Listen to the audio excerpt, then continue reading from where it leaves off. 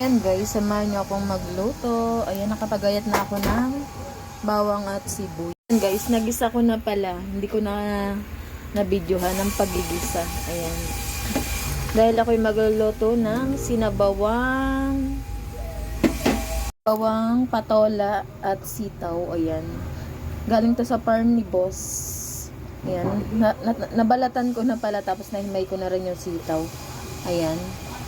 Ito, lalagyan ko ng sotanghon. Ayan.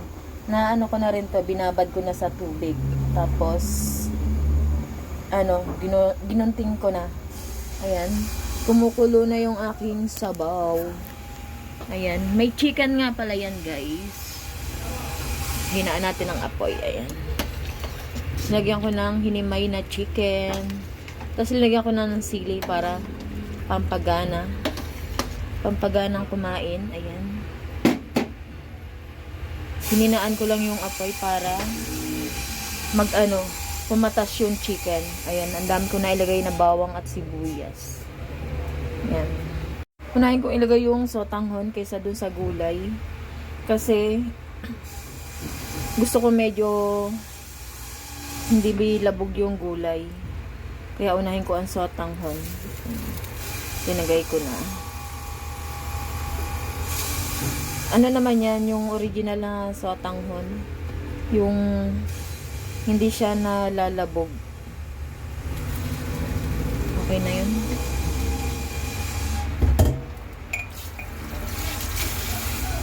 Pakuluin lang natin, tapos ilalagay na ang gulay. Yan. Papadami ang ating kain. Ganyan ako magluto, guys. Pero parang medyo malangis ah.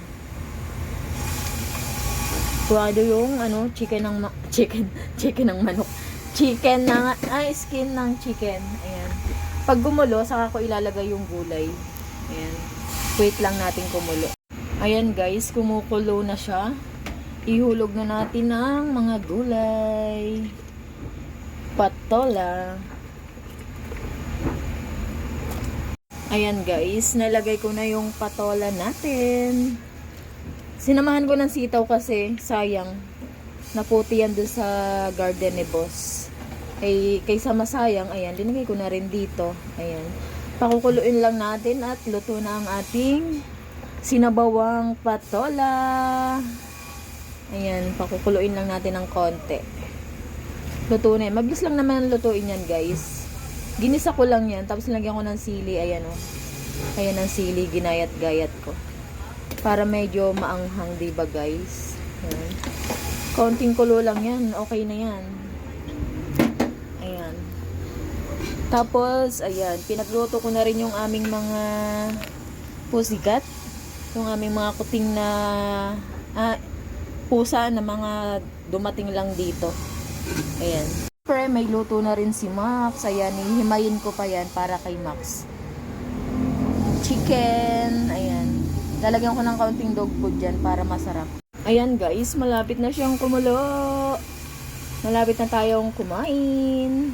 Linakihan ko yung, medyo kinapalan ko yung patola para hindi siya malabog ba. Ayoko nang labog eh. Ayan. Ayan, may isang chismoso. Ayan o, nakikiinom. Nahingi ng ulam. Paluto na ang sinabawang patola. Ito lang noodles. Marunong ka ba sa akin? Ikaw magluto. Ayan, tikman na natin. Ayan guys, tikman na natin. Sana masarap. Ang init. Ang sarap. Ang sarap niya, maanghang-anghang. Yan. Ang dami, no?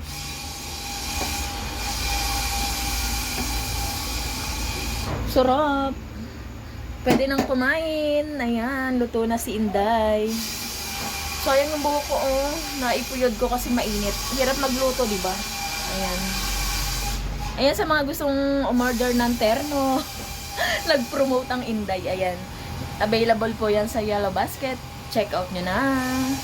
Ayan guys, malapit na siyang maluto. Kumukulo na, di ba? Patayin ko na. Kasi ayaw ko ng labog na gulay. Yan. Yun lang. Kain na tayo. Ayan, pinatay ko na siya guys. Antayin ko na lang yung aking mga kasabay kumain. Ayan. Luto na ang sinabawang gulay. Ayan. Syempre may sinaing na rin tayo. Diba? Pag may ulam, may sinaing. Ayan. Yun lang. Bye guys. Check out nyo na ang ating gulay. Nandyan sa yellow basket. Bye. Check out na.